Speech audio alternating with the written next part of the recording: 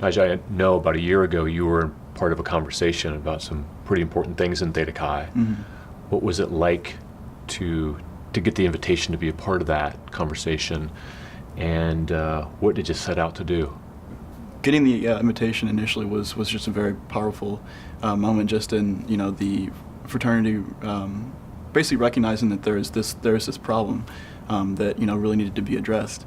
And I was really moved by the simple fact that they wanted to get as many of the undergraduates involved with it as possible. So there were 5 different fraternity presidents from all over the country, and just for us to be working side by side with Dick Elder, Mike Mayer, and the rest of the people on the national grand chapter was just a really incredible experience.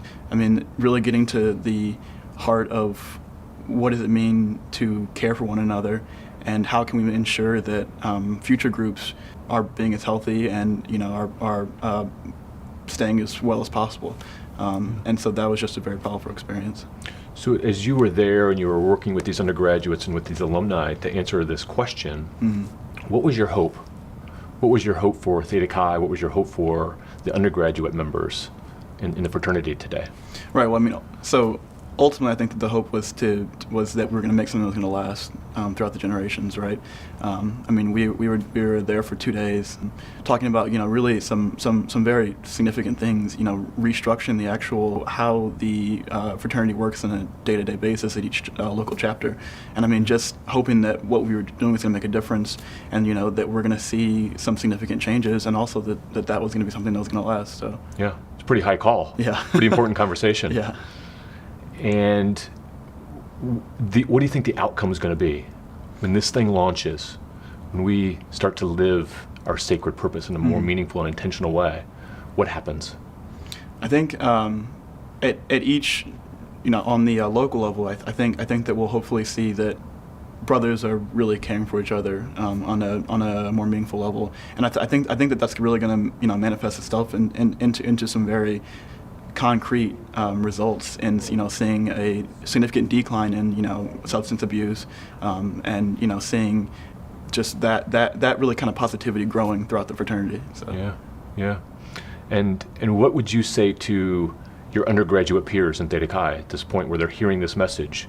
What do you want them to hear? What do you want them to know? I would tell them to just keep living the creed. I mean, I think that they were already on the pretty good track. I mean, I think that just living out the sacred purpose is really all that matters. Yeah. Sacred purpose has a lot to do with health and well-being. What does that mean to you, and what can it mean to Theta Chi? Right.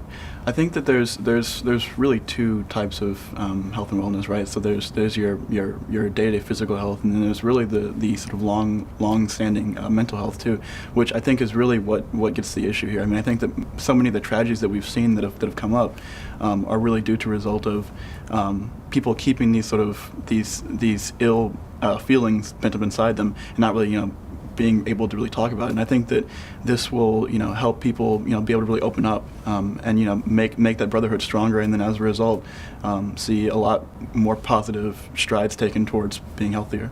Yeah.